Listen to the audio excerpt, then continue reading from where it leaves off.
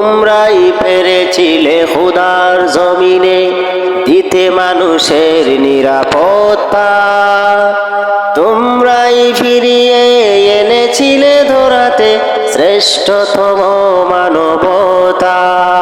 তোমরাই পেরেছিলে খোদার জমিনে দিতে মানুষের নিরাপত্তা।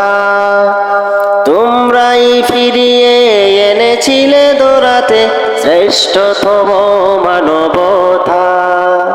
আজ তোমাদের ভাবে মাজলুম জনতা থিলে থিলে সয়ে জ্বালাতন।